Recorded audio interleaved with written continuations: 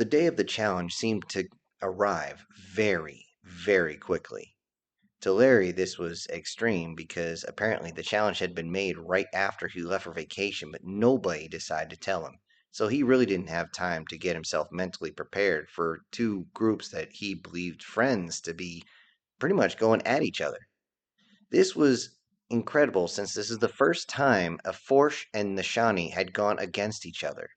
In the entire history of the Academy, these two seem to never be at each other's throats. If anything, they seem to be helping each other out.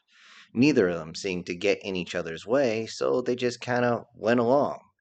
And now, almost unprecedented, they will be shooting at each other, trying to assert dominance over each other. This was particularly surprising since the Nishani were a very passive group, at least in the past. And the Force, though aggressive, were not very expansionist. They didn't seem to be against each other, nor did they truly complement each other. So it was almost looking at the yin and the yang whenever you actually looked at the two together. Yet now everybody was watching the monitors. Gregnar had actually shown up and was sitting on Larry's lap as the kids were watching the vid screen as well. Cindy was off in the corner trying to figure out exactly what the hell was going on and what was the big deal. While she studied the images that were coming across the vid screens, she did notice that John kept looking back at her, or looking at her in reflections. She simply took this as a compliment, as he was constantly examining her body. Gregnar seemed to notice at least once, but didn't really seem to care, as Larry's hand was placed firmly on her thigh and the other one was firmly on her butt. She realized that this was a sign from him that she was not going to get any sleep tonight, so she didn't have to worry about Cindy actually stealing her man. In fact, this made her ears flick just a little bit, and of course made her tail wrap around his arm, a signal to him that you better brace yourself. As they watched the teams get ready, they were surprised that on neither side there was any altered at all. All of them were natural, either natural forced or natural Nishani. Not a single one had been adjusted to be more human. This amazed both sides to an extreme degree. Even the announcer was surprised at the idea that they would not want to adjust themselves, seeing how humans had shown up everybody they had gone against. Though everyone seemed to realize that they wanted to show off what their real people can do before they were altered. This was a point of pride for all of them, and Larry brought up the fact that this was a constant practice on Earth and along with the rest of humanity.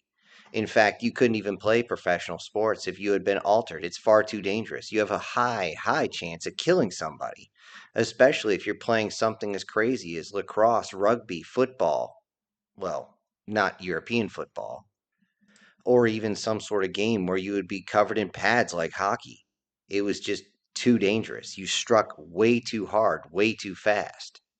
Yet everyone still enjoyed the games, at least for the most part. It wasn't like in the old days where everyone would sit down and watch the games first thing every Monday night or Thursday or whenever the hell they came on. Now it was a very small group, and it was limited primarily to just colleges. Most professional leagues no longer truly existed, as once people had graduated from an academy, they were far too busy to deal with a kids' game. As they looked closer on the Nishanis, they realized that most of their gear was fitting very tight. They all carried pistols, one on each side, and they all carried long guns. Now, everyone knew, and the announcer even stated that the type of paint they were using was specifically designed to handle water, though it would still break open when they struck a target. It was a little bit harder and is going to sting a little bit more. Medics were kept on standby in case someone was struck in a more vital area, i.e., the eyes or the ears. Sherry asked about this and why they were actually using basically spandex to hold everything together. Larry was confused on this and he simply stated, I'm not sure, but I'm pretty sure we're going to find out. As they looked over at the Forced, they realized that the Forced weren't wearing extra gear, not really. They had a single bandolier for extra ammo. They all had their long guns, but would not carry pistols. They were confused about this. Why wouldn't they? This might be close quarters. Why would they not carry pistols? It was just odd for everyone. But aside from the gear, neither side ever did wear too much clothing. In their own cultures, that's not normal anyway, so why would they do it now? Protective clothing would just slow them down, and that's the way both of them looked at it. As the overlay was shown, it was pretty clear that both sides had decided that the Mount City, the movement on urban terrain area, was going to be considered the central hub where most of the fighting was going to take place. This surprised everybody because they figured the Nashani would try to go for the river area or the beach area. This would be what would give them the most advantage considering they're an aquatic species. But nope, they decided to take over the urban area, maybe to show that they're not as weak as they used to be. Though this was a double-edged sword for the adversaries. Though the Forced are better on land, they are not better on urban terrain, as their fur does not hide them, not that easy. And this is where more camouflage would have came in handy. At most, you could see a couple of the Forced had taken some old school camouflage and striped their fur. Most of the Forced who'd done this were pushed away by the others, as the smell of the camouflage was enough to make them just wince at the idea. However, the smell didn't linger long, just a couple of minutes, but it was enough that most of them, with their very sensitive noses, just went, nope. Once they were set up on both sides, they both got ready. They could hear the buzzer letting them know there was one more minute and they had to be ready. They all waited. Inside the office, the kids got nervous, remembering how bad it was between the Zeknekel and the Architens as they beat the holy hell out of each other with shock batons. However, neither side wanted to use shock batons. This surprised almost no one, considering the Nashani don't have a physiology that handles electricity shocks very well. It was actually said that there was no one going to be using a shock baton against Nashani, high risk of permanent damage, as in heart stop permanent damage. So, of course, no one's going to use it. When the horn blared out, everyone bolted to where they wanted to go. Everybody knew the first thing to do was get a hold of key terrain, or whatever they considered key terrain. For the Force, this was easy to see. They darted towards the largest buildings they could find, and they began to scale up them. Some of them deciding to climb right up the sides as it was faster than going up the stairs. Some of them using other buildings to get up on and jump from roof to roof to roof, but each time they jumped on a roof, they went higher and higher and higher, eventually on top of 20-story buildings. Of course, these buildings didn't have any glass for safety measures, but still, this was enough to give them a bird's eye view, and immediately they started pulling Overwatch. The Nashani, however, seemed to be in on this plan, as they simply disappeared from view. Everybody tried to watch their GPS trackers, but eventually the GPS tracker disappeared. All 18 of the Nashani were gone. The 17 Forced were watching over, trying to get any type of movement, as they tried to hand signal everybody.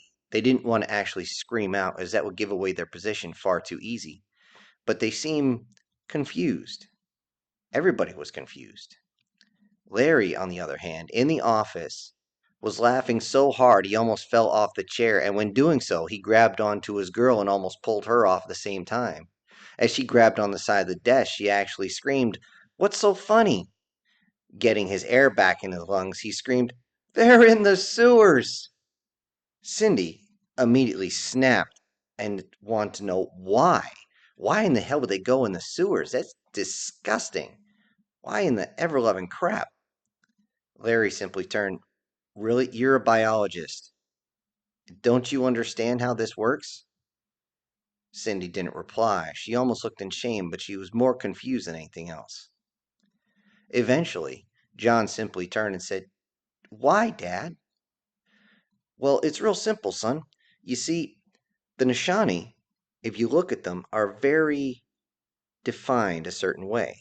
They're almost completely aquatic, although they are shaped similar to us, but that's because they can go on land. You could say they're amphibious to a point. I mean, they do have gills, they don't breathe through the skin. But if you look at these ones, they're unaltered." He began to hit a few buttons to pull up a non-altered 3D image of a Nishani. As you can see, their body is streamlined. If they actually tuck themselves in this position, adjust it so it would seem like they're swimming, they can go a hell of a lot faster in water than us. In fact, normally, us humans, we have to come up and breathe, and that slows us down. Even without that, we can go about maybe, if we're lucky, 3 meters a second, and that's being almost propelled. It's crazy. The Nashani, without any help, can push well over 15 meters a second. It is astounding how fast they can move. And it cannot be underestimated. I mean, seriously, hold on. Let me show you. Pressing a few more buttons. This is a picture of their home planet. You notice how much water is here? The kids are immediately locked onto this, as Larry continues to explain, zooming into what would be thought of as a beach, but no, these aren't beaches. These are rock faces. In fact, most of the waves crash up against these rocks. If you notice, the Nashani, when they actually have to come out of the water to actually stay on land because they sleep on land, it's too dangerous to sleep under the ocean. If they do, predators are going to grab them and rip parts of them off before they even become conscious. They actually go into full sleep like we do. So here's what they do, pressing a few more buttons. And as the waves came in, they see Nashani actually riding the waves and launching out of the water. And once they clear the rocks, they spray themselves out almost like a flying squirrel without the extra wing flaps, and then land very softly onto the ground. Then they simply stand up. They watch this video a few times, the kids fully engrossed in what they're seeing. This is how the Nashani operate. This is their standard biologics. This is their procedures. This is how they are. And this is something I'm hoping that the Force understand. With that, Gregnar turned immediately to the screen, as suddenly the announcer was saying how the Nashani appeared in another area, very close to where the Force set up. But they started getting cameras turned on and locked into the area. What they could see is the Nashani bolting out of manhole covers. The manhole covers seemingly launched out of place, but the Nashani not pushing through it. Instead, they seemed to use water pressure somehow to push the manhole covers out of the way. If no manhole covers, they seem to burst up through a water spring that comes through the manhole, and they just simply arc themselves over and land softly. With that, they immediately pull up their weapons and start clearing the area. Very, very proficient. With this, Larry was suddenly silent. His wife and Cindy noticed, but the kids were too engrossed in what they're seeing. They noticed that Larry was fully locked on. It was almost though he wasn't blinking. And with that, Gregnar was surprised that his hand actually began to squeeze her thigh, but not in a suggestive manner. No, this was more that he was concerned at what he was seeing. He realized that they had been trained to do that. They wouldn't have learned that naturally. There's no manholes anywhere, even though these really can't be considered manholes, as they are much larger. Large enough, in fact, to allow a Celtipsian to go in and out. And Celtipsians are quite large. Roughly, at the withers, they would be considered about the size of a buffalo. They are massive, which is why the Nashani had such an easy time coming through the openings themselves. However, this made them wonder how in the ever-loving shit did they move those manhole covers without any type of problems. They aren't bringing any sort of technology, but no one could see, and this was concerning. As they watched, they saw the Nashani clearing floor after floor, working their way up. Over about a half a block away, the Forch that had climbed up to the top of these buildings began to spread out very slowly. They were using a bounding overwatch, something they clearly figured out by watching humans operate. One group would move while another one watched over them with their weapons already drawn, making sure they weren't ambushed as they moved, and if they were ambushed, they could immediately respond. And then, as the other ones who were moving stopped, they would take up position and allow the others that had just covered them to move up. As they continued to expand across the top of the buildings, they immediately saw something moving. Immediately, they started using strange sounds, sounds that almost sounded indigenous, as there were life forms there, other type of avian species, native to that area. They made a sound that was similar, but not the same. Along with that, seemingly using some sort of snap, not really snapping fingers, as they didn't quite have fingers like humans, but it was there, getting each other's attention. They spotted the Nashani. They spotted them through a window, and they began to move towards them. They began to move all their forces that way, trying desperately to get the Nashani into a cul-de-sac before they moved. However, the Nashani noticed. The Nashani saw them come in as the Force were jumping from building to building. With every jump, they made themselves very, very apparent and easy to see. The Nashani took advantage of this, and as one of the groups was jumping, the first one made their landing. The second one was hit, and now they were down to 16. The Force immediately began to fire back and decided to charge in as fast as they could. The Nashani decided to fire and retreat at the same time. Forget trying to bounding retreat, but just run like hell, firing into the ether, trying to keep the Force back. Why? They realized how fast the Forced are. The Forced are exceptionally fast. They're one of the fastest species ever known. And they immediately bounded down and started getting onto the roof, clearing the building itself from the top down, which is always easier than the bottom up. The Nashani realized they were in trouble, and they desperately ran towards the bottom. By the time the Force reached the bottom floor, only a couple of Nashani were left. They were trying desperately to hold the Force back, but eventually the Force just simply dropped from one of the side windows and came in through the bottom floor and popped the two of them. Now, it was a 16 on 16 even fight. The Forced got close to the hole itself, but didn't want to get too close. They believed that there were Nashani waiting. Now, they didn't have GPS, but this was a smart move. You could hear the Force sniffing the air, and then you heard them in their own language, saying to hold back. It's an ambush. Don't do it. One of them actually said, "Don't the humans have a device for this?" Larry burst out laughing as he again almost fell off his chair. With this, Greknar actually got up. She didn't want to fall on her tail again, and she looked over. What's so funny? They're talking about grenades. What's a grenade? I'll tell you later. With that, he looked over at Cindy, and Cindy just had a weird grin on her face and shaking her head. Immediately, John turned towards his father and said, "What is a grenade?"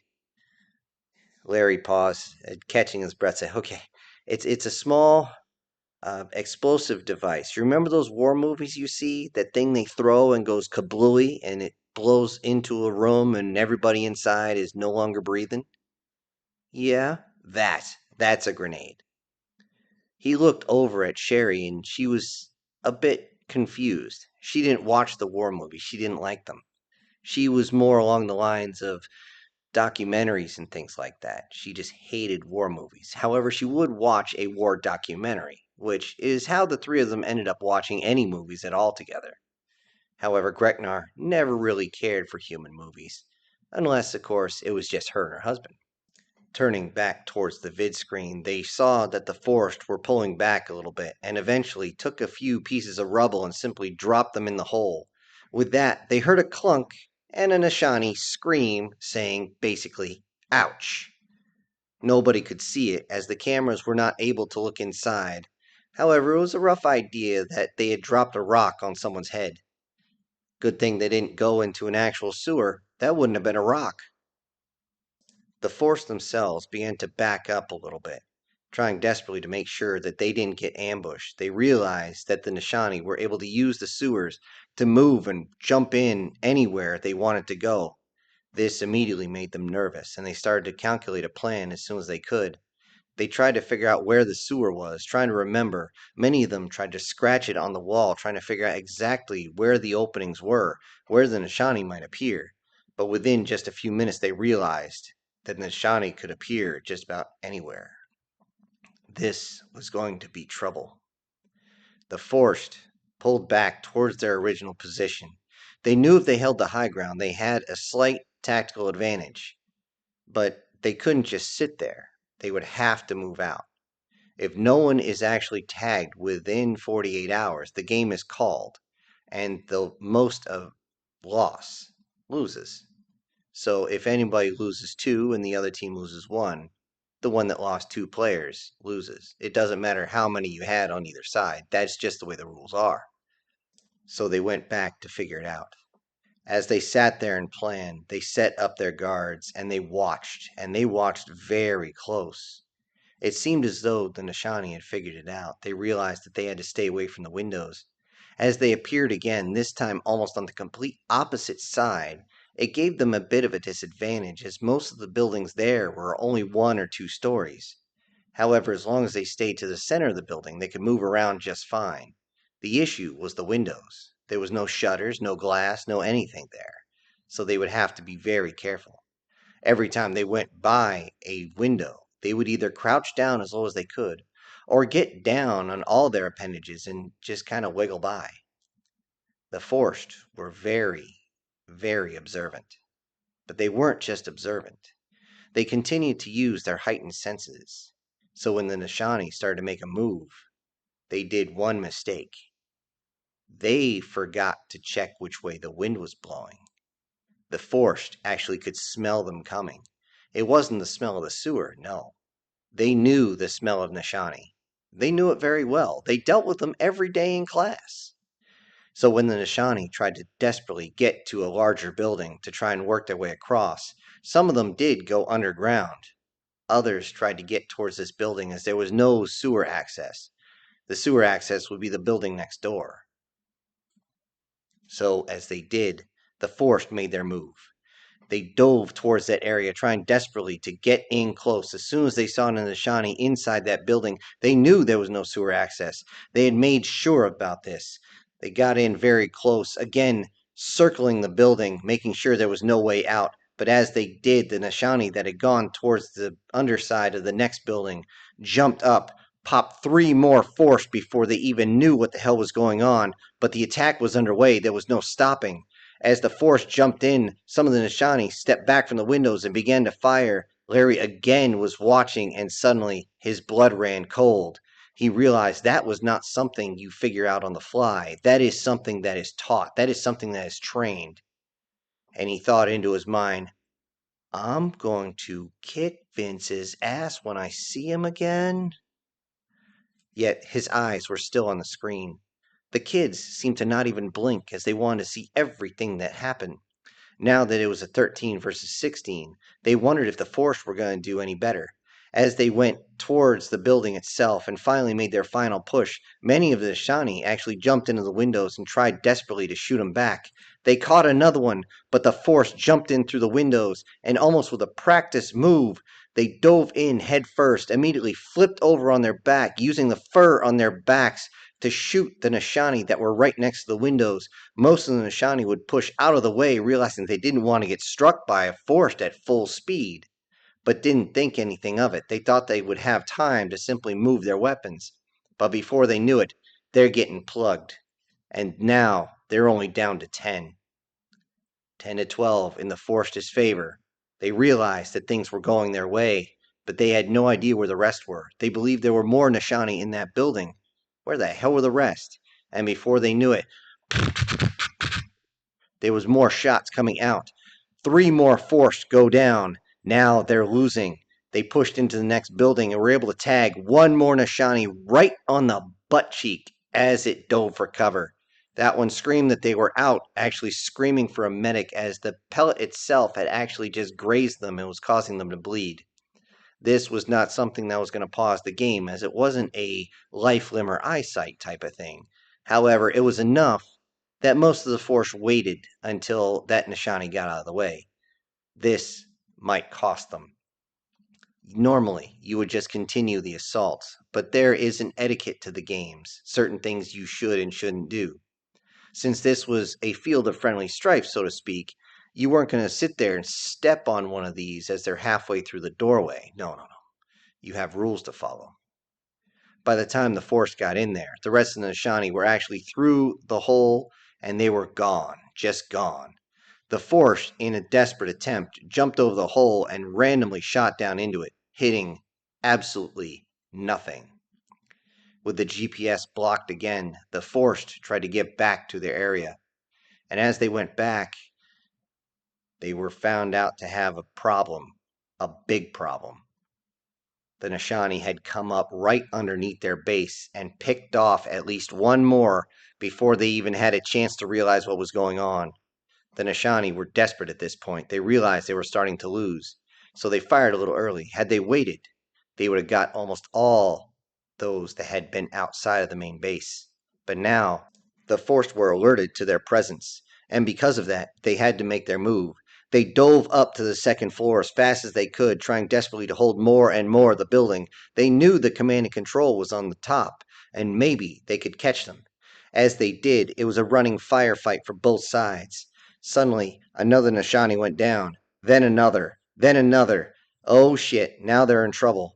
But as they did, they realized that the Force were pushing too hard. They held their position, and sure enough, the Force burst into the room. They caught two more as they busted into the building. Then another Nashani went down. They were trying to clear the room as best they could, but apparently they had not received the exact type of training they needed. Not to mention their bodies were not designed to do the exact turns needed to clear a room that way. Then another Nashani went down, tagged in the foot as they tried to run up the stairs. The Force had the advantage now, and they wanted to push it. They continued to push up as the Nashani went up the stairs more and more and more, trying desperately to shoot down, trying desperately to get away. The Forced were faster. If they wanted to, they could bound up an entire flight of stairs in one go, even though they would have to land on all fours. This would leave them exposed. This is what the Nashani wanted, but the Forced weren't biting, and this was making them desperate. As they stayed there, suddenly the Nashani stopped, turned around, and pretended like they were making noise running up the stairs. This made more of the Forced run up the stairs. They didn't clear above top of them as they went up, and another one went down, then another, then another. They're down to 3 now. How in the hell are they going to make this happen? They realized they just saw several of their pack mates just get hit. Now what? They know there's an ambush waiting right above them. What the hell are they going to do? Then the Nashani made one mistake. Well, one more, but this would cost them. The command and control overwatch was up there. They didn't realize that there was only one Forced still left underneath them. No, there was 2 Forced on that building, overwatching everything, not going by themselves. That's something they picked up from the humans. You never, ever try to go by yourself. You always bring backup. The 2 came down, plugged 3 of the Nashani before they realized the last one ducking into a corridor, trying desperately to get out of the way. They could see the paintballs striking the side of the hallway, and finally falling into a room. The Nashani realized they're 3 stories up. Their small body can't take a jump like that. Now what the hell are they going to do? All he could do was lean against the corner, point his rifle, and wait. Then it looked at its rifle, dropped it, drew both pistols, and aimed at the door. With this, they could hear the Force running like crazy, running like mad to try and get up. He could hear all 3 of them going like mad. They said, that room, that room, that room. And just as the first one dove in, pop, pop, pop, pop, pop, pop, pop, from each of the pistols as they tried to get that one Forced. He got the one right there, but the other 2 turned the corner, and before he could turn his pistols, pop, pop, pop, pop, pop, pop. It was over. The Forced had won, but they only had 2 left. One of them was actually bleeding as he had tripped on the stairs coming up, and that left only 1 undamaged. And with this, the game was over. Everyone was surprised. What the hell? How could these 2 completely opposite opponents be so evenly matched? Granted, the Nashani came in with 1 more, and the Force ended with only 2. But this was just insane. It should have been a blowout. The Forced should have been able to completely outrun, outmaneuver, and outshoot the Nashani. Everyone was confused, even the announcer. Everyone was confused, except Larry. He put his head in his hand and said the same thing. I'm going to kick Vince's ass when I see him. I swear. What the hell are you teaching him? With this, Cindy actually got up and said, Why? What are you talking about? Larry simply responded, That was human tactics, what they used. I've seen the Nashani fight before. I've seen their tactics. It's almost nothing like that. It's very hit and run, not tactical movements like that at a large scale. If anything, they always try to use the water to pop out of. That was their biggest asset and their greatest detriment at the same time. Yet I've never ever heard of them trying to take a position like that away from water.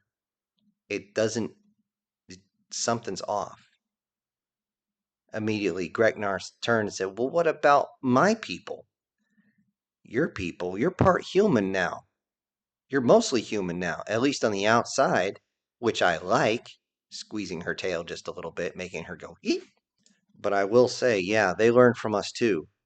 That getting everybody into a cul-de-sac and then charging in at the same time instead of just charging in, rampaging like they normally do, they've been watching us. You guys have been learning, and I worry. Gregnar asked, "Worried about what?" "I'm worried that your folks are becoming too human." Gregnar was confused, but Larry just passed it off, though his concerns were a bit warranted at the time. He didn't know it, but it seemed as though the new territory boundaries between the Forest and the Nashani were getting very aggressive, both trying to claim a system that was extremely rich in gas giants. So much so that they had 7 different planets, at least the size of Jupiter, if not larger, that were almost completely made of gas that could be harvested very, very easily, but sold at a very high price. And both systems wanted it. They wanted it bad. Along with that, the moons around these gas giants were full of ore that could be easily made to fashion ships. Each side wanted this. However, this was considered a neutral zone, and it was supposed to be a non-aggressive area. Neutral zones were put there specifically to make sure that both sides didn't fight each other by accident, which does happen when you do have fleets that border up against each other. Larry was listening to the report with Cindy right next to him. It was the first time he had actually seen her wings slump. He appears that this is some sort of sign of depression, as of, oh crap, as in, now what? Well, Larry didn't have an answer, no one did. At that point, they hoped things would work out peaceful, but you know what they say about wishing in one hand and doing something else with the other.